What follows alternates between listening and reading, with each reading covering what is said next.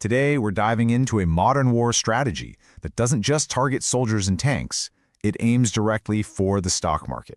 It's a fascinating and honestly a pretty frightening playbook. So how can a military conflict thousands of miles away, something that feels so regional, end up as a direct threat to the U.S. stock market?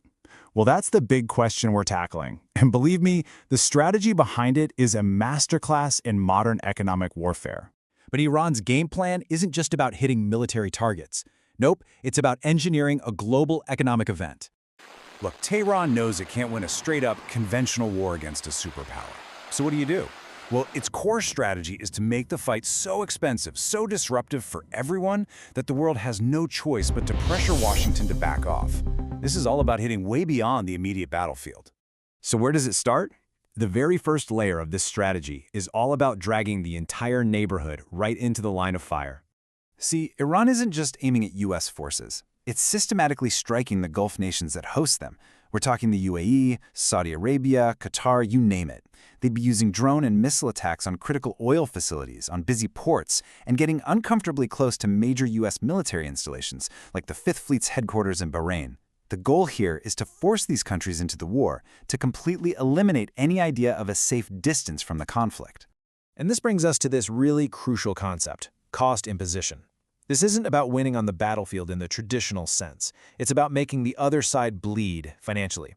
Iran can use relatively cheap drones and missiles that might cost 10, 20, 100 times more for the U.S. to intercept. It creates a war of economic attrition. So victory isn't about planting a flag, it's just about surviving while making the conflict unbearable for everyone else. Okay, so with the whole region destabilized, the strategy expands. The second layer of pressure isn't really military. It's about energy. It's about weaponizing the world's oil supply. You have to understand, these attacks on refineries and oil tankers, they are not random. Not at all.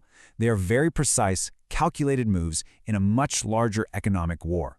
It's all about creating chaos in the energy markets that every single major economy on the planet relies on. And the whole strategy really hinges on this one critical spot on the map, the Strait of Hormuz. Think about this. 20%, 1/5 of all the oil the entire world consumes passes right through this narrow waterway. By threatening the ships here, Iran gets to hold a very powerful lever. Even a small disruption can cause oil prices to spike, sending massive shockwaves through the global economy.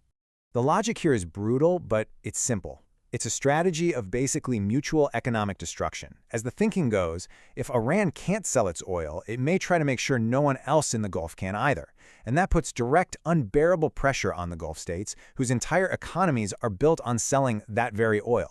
And all of that pressure, well, that leads us to the final and frankly most audacious layer of this entire strategy, a direct financial threat aimed right at the heart of the U.S. economy. Just take a look at this number. Gulf countries like Saudi Arabia, the UAE, and Oman have over $1 trillion invested in U.S. stocks. This massive stake, which is managed by their sovereign wealth funds, is funded almost entirely by oil money. And this, right here, is where the military and energy war becomes a financial one. Now, I know you might be looking at this chart and thinking, okay, 2%, that doesn't sound like a lot, but you have to understand, we are talking about the forced, sudden sale of over $1 trillion in assets. An exodus of capital of that size, triggered by a crisis, could create absolute havoc and panic in the markets. It becomes a hidden financial weapon. So let's just break down exactly how this chain reaction would work. First, Iran attacks the oil infrastructure, disrupting exports. Second, because of that, the revenue streams for the Gulf governments completely collapse. Third, to fund their own countries and maintain stability, they need cash, and they need it fast. So fourth, their sovereign wealth funds are forced to liquidate assets, and their most liquid, valuable holdings are U.S. stocks. And just like that, the connection is complete. A drone strike on a Saudi refinery creates a domino effect that could lead to a massive sell-off in the S&P 500. This is how a regional conflict goes global, reaching into the retirement funds and investment accounts of people thousands of miles away. So what does all of this mean? It means this strategy is designed from the ground up to create a war that everyone loses, especially the Gulf states who are caught right in the middle. I mean, these Gulf countries are in an impossible position. For decades, their entire security plan was about avoiding a direct U.S.-Iran war on their soil at all costs. But now, they're not only on the front lines, but their greatest strength, their central role in the global economy has been turned into a weapon against them. They're basically trapped, strategically chained to Washington in a conflict they can no longer avoid. So, to recap, what we're looking at is a sophisticated three-pronged strategy. You've got direct military pressure, you've got the weaponization of the global energy supply, and then you have the looming threat of financial contagion. It is a powerful, dangerous combination designed to turn a regional war into a global economic shock. And all of this leaves us with one final thought.